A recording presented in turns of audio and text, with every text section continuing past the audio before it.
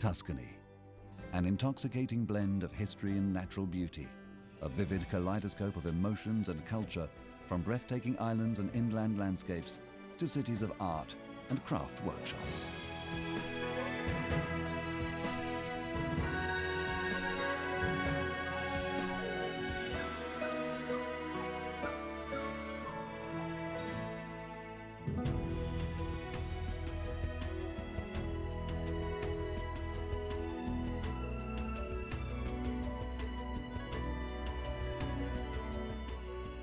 Monteriggioni is a small medieval town in the heart of the Chianti area, in the province of Siena. In the 13th century, a 600-meter wall and 14 towers were built to defend its borders. But it's never been the site of a siege or bloody battle, so the stone of Monteriggioni has survived the centuries intact.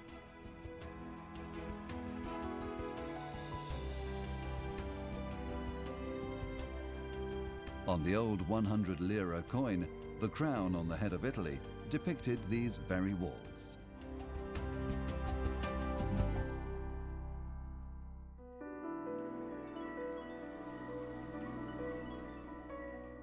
The Colle di Valdelsa's Crystal Glass Museum reflects the source of the city's prestige. In the 19th century, its crystal rivaled Bohemian glass. But glass production in Colle di Valdelsa already had an illustrious 400-year history. Trade in vases and glasses had already provided wealth for the city. And then the fashion for crystal spread, and the glassmakers quickly learned this new skill.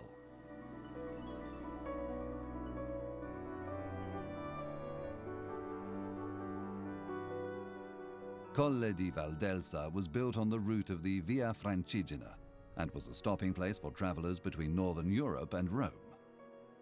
In the late 16th century, the city, now a bishop's seat, was adorned with churches and palaces.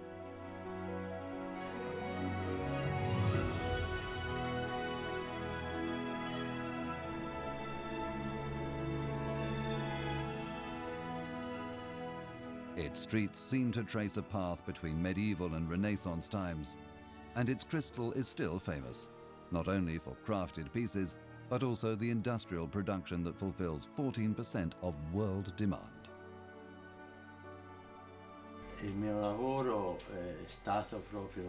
My job was chosen after I finished professional school. This machine dates from 1920. My father had it at home, and so even as a small child, work like this was part of my life.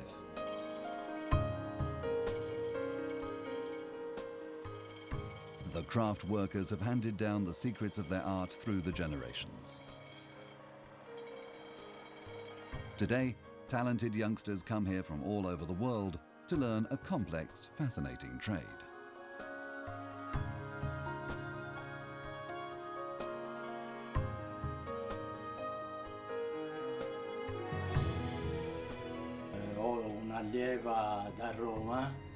Now I have an apprentice from Rome who's already very good, and then I've got a Japanese apprentice from Tokyo. She's very good too. That's a very rewarding way to carry on my career, even though I'm 79. Diciamo carriera, anche se so a 79 anni.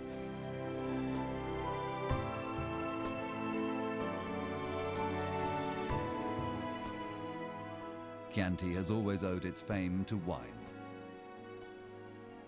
The buildings of Badia a Coltibuono were erected 1,000 years ago as part of a monastery, and its name brought luck from the very start. Coltibuono, in fact, means good harvest. It was the monks who began the winemaking tradition, introducing the first vines to the region. In the 19th century, Badia a Coltibuono ceased its monastic activities. Wine production started here at Badia Coltibuono when people still spoke Latin. So there's a tradition, a history, there's a huge culture behind the production in Coltibuono. And our vision is very, very highly influenced by it. The Stucchi Prinetti family name and history have been linked to Badia Coltibuono for more than a century. They produce exceptional wines using time-honored methods of cultivation. From vineyard to bottle, their high-quality wine is underpinned by a precise philosophy. It starts with a delicate-tasting grape, and the wine should, as I see it, never be too powerful, too strong. It should be a wine that retains an elegant character. This elegance is common to a large part of the Chianti region, studded with Italianate gardens and luxurious villas.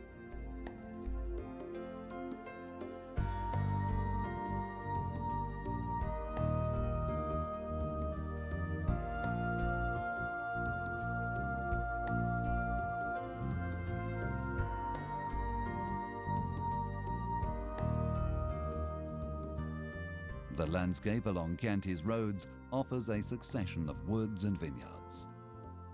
Tuscany is one of Italy's greatest wine-producing areas, in both quality and quantity, more than 1 million hectolitres a year of Chianti alone.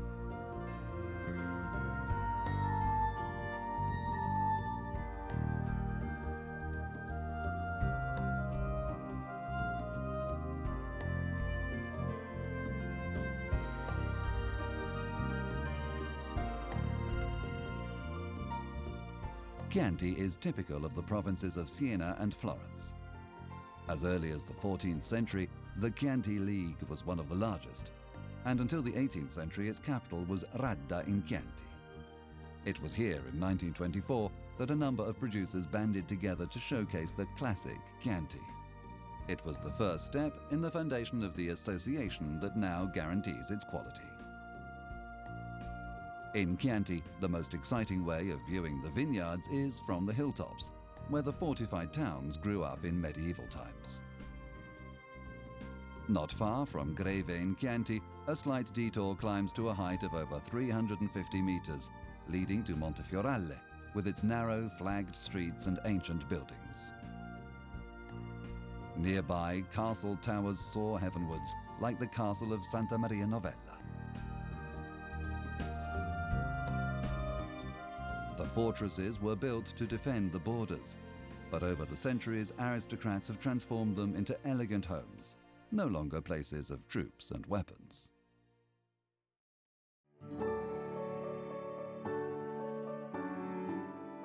For over 1,000 years, Pieve di San Leolino has been a cultural jewel, rich in works of art. The Romanesque building contains skillfully restored paintings and frescoes.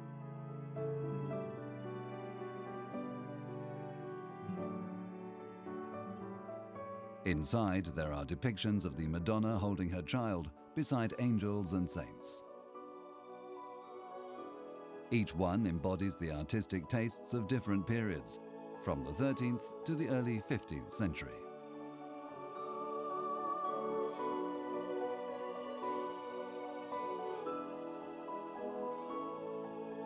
The Pieve is also home to a piece attributed to the Maestro di Panzano, a local artist known only from his paintings.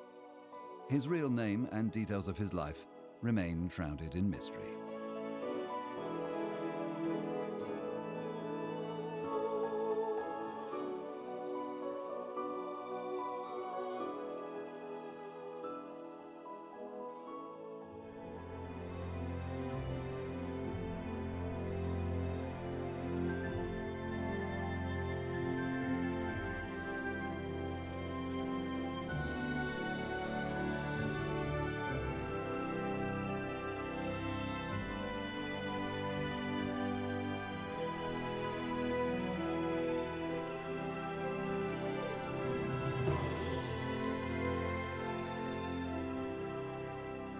Not far from the village of Panzano, the wine rests in barrels protected by thick cellar walls. Here, temperature and humidity are kept at fixed levels.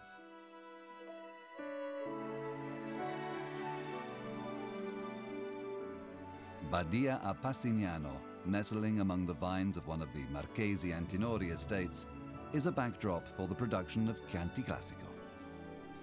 Il Chianti è veramente un vino storico. Chianti is without doubt a historic wine. A wine with a long history, a tradition. For a long time, it was synonymous with Italian red wine. Italiano rosso, insomma. And the wine is so famous that the word Chianti exists in English, French, and German dictionaries. Even in the 16th century, barrels of Chianti made the sea crossing to the rest of Europe, especially England.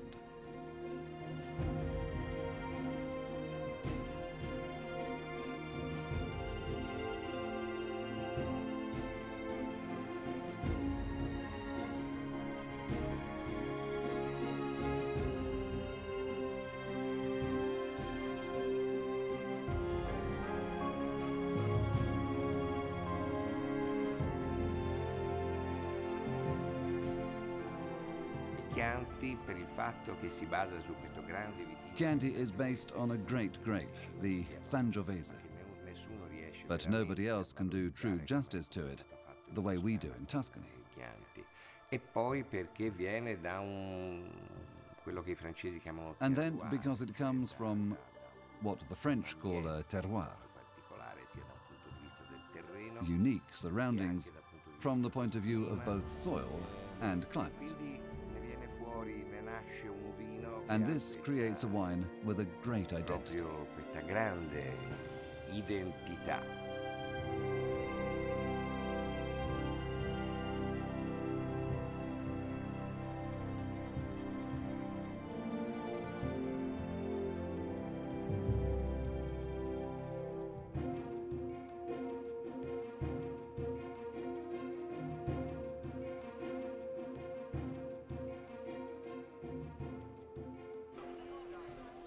The meeting of typical crafts and food celebrated in the courtyard of Mario Mariani's pottery works is a real event.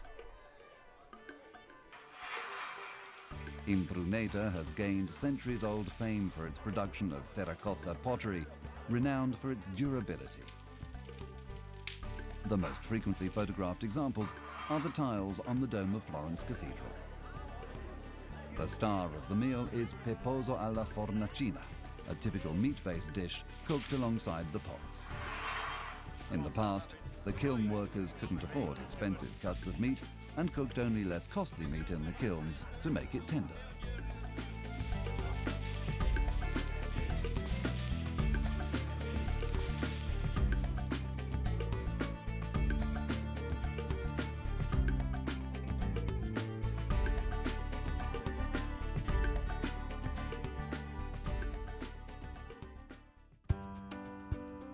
The whole of Tuscany is rich in remains left by the Medici family, but their presence becomes even more marked as the visitor approaches Florence.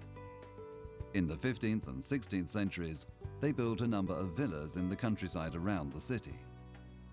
The first Italianate gardens were created around Villa La Petraia, where the Medici made nature an object to transform and shape, like a true work of art.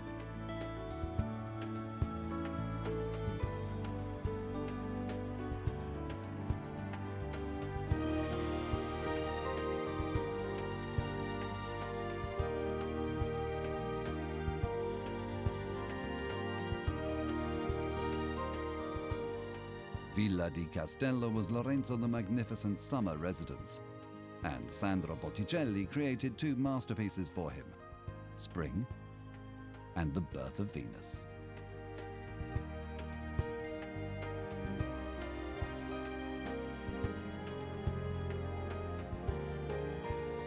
The Florentine hills are studded with ancient houses, whose soaring towers, like the Torre del Gallo, seem to watch the city from on high.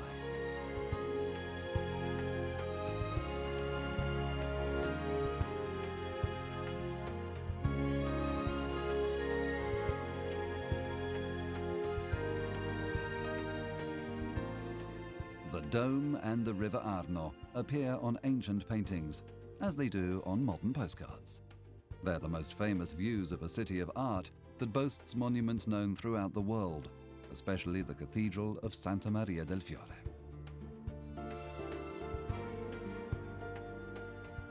The Ponte Vecchio is equally well known. It was the first bridge built across the Arno and was already teeming with traders and passers-by in the 14th century. The corridor of the Uffizi Gallery, Europe's oldest and most important museum, runs above the Ponte Vecchio.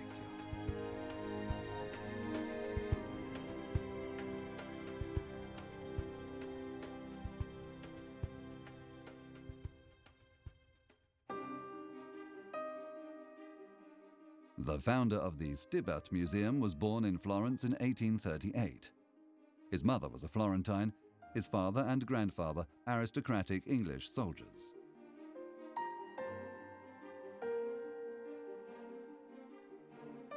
Frederick Stibert dreamed of transforming his home into a museum and spent his life collecting weapons and antiques acquired on his travels through Europe and the Orient.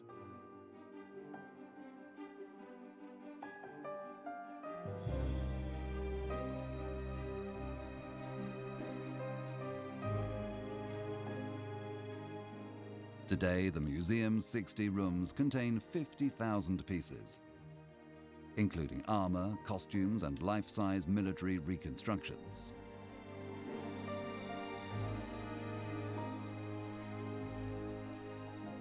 On his death, Stibert left his museum home to Florence, so its citizens could enjoy this historic and cultural heritage.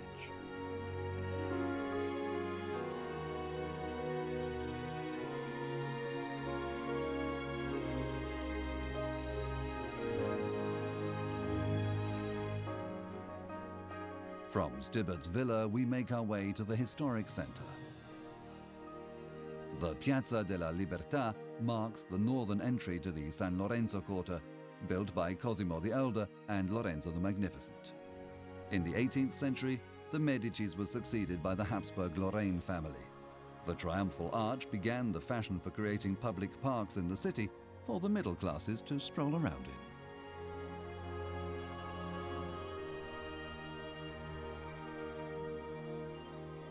Across the Arno, on the river's left bank, lies the Santo Spirito Church, situated in the area of the same name.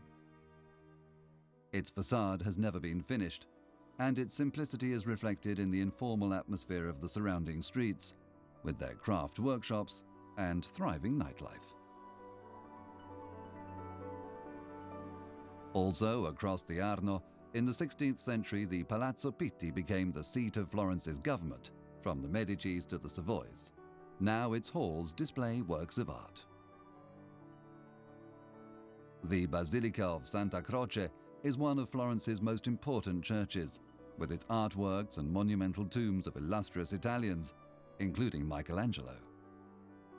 The statue of David in the Piazza della Signoria stands in the shade of a building that symbolized political power.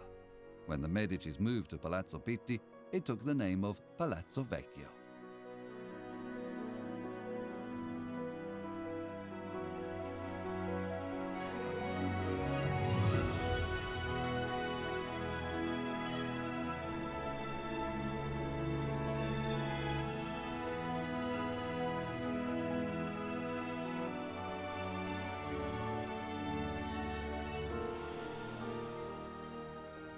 The streets, piazzas, antiques markets and stalls bustles with everyday comings and goings. Paintings, jewellery, furniture, antiques and simple junk are all for sale in the Piazza dei Ciompi.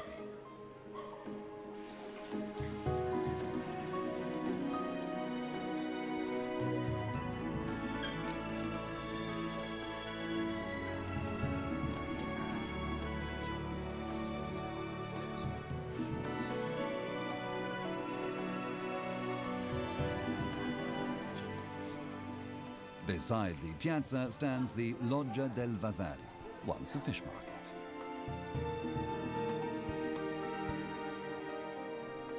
The Cathedral of Santa Maria del Fiore is the work of great artists like Arnolfo di Cambio, Giotto, Andrea Pisano, and Filippo Brunelleschi. In the late 13th century, Arnolfo di Cambio began to plan the largest, most beautiful church mankind had ever seen.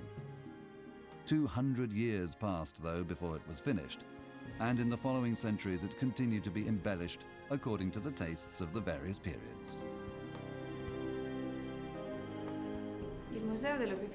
The Opificio delle Pietre Dure Museum is dedicated to the art that has lent its name to the ancient, prestigious institute it forms part of, and displays examples of a craft which, in the service of the Medici family, has produced precious objects for centuries.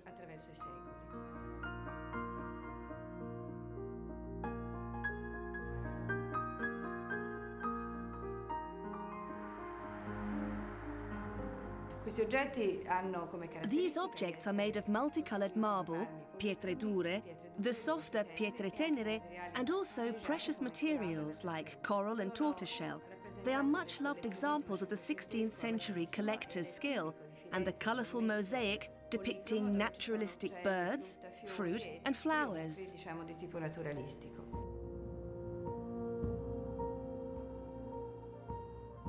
The works of art produced by these workshops can be seen in the museum, displayed to trace a path that recreates the history of the craft.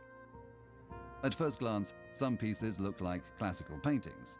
In reality, they are compositions in stone mosaic, highly realistic evocations of people and landscapes.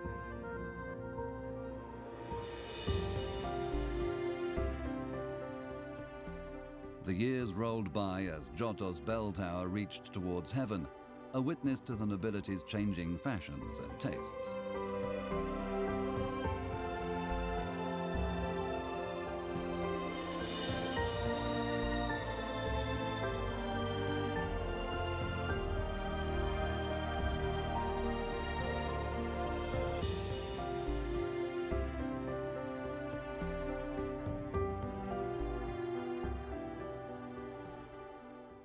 When the government of Florence passed from the Medicis to the House of Habsburg-Lorraine, the Opificio continued its activities to fulfill new demand. And so began a new chapter in its operations, the first step in a tradition that was becoming increasingly acclaimed throughout the world.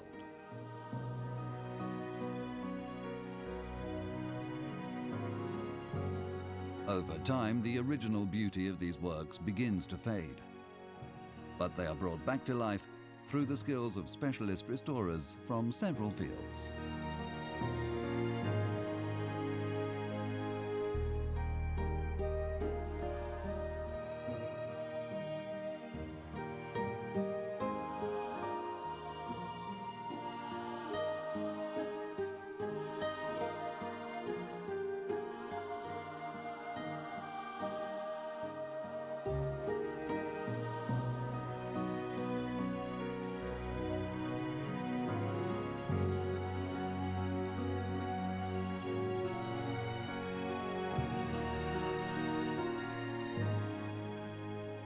The streets of Renaissance Florence were full of activity, from religious festivals to games and tournaments in the Piazza della Signoria and many other venues around the city. These traditions have not been forgotten, and today the city's diary is still full of events.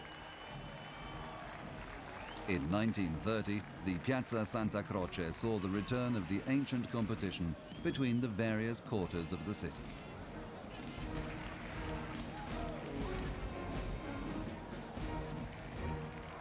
The piazza becomes a vivid arena filled with team colors, and the spectators play their part with passionate enthusiasm.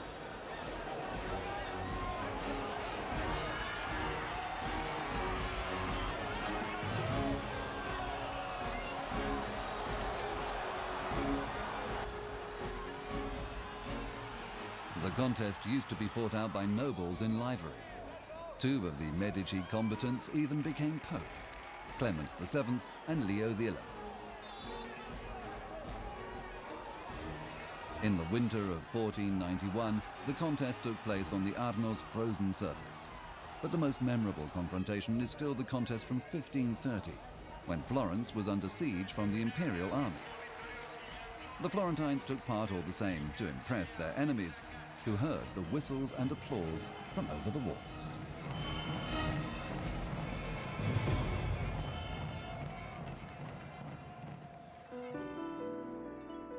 Twilight descends over Florence and its river.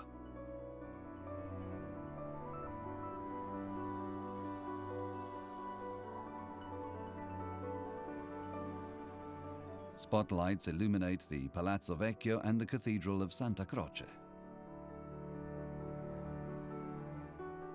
The lights on the Arno's bridges also come on. And as the flowing water recalls the passage of time, Florence's architecture speaks of art and eternity. The magnificent cathedral dome,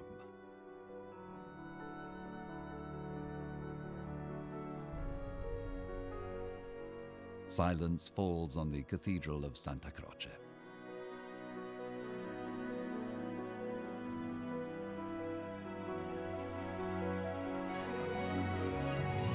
But the Piazza della Signoria stays awake until late for the tables of open-air bars and restaurants beneath the tower of the Palazzo Vecchio.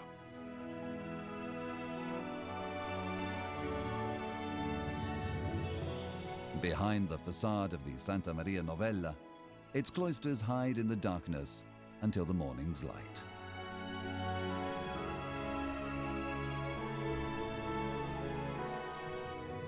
At night, Florence echoes to the names of Leonardo, Michelangelo, Dante and Boccaccio, the names of all the artists who have made this city great.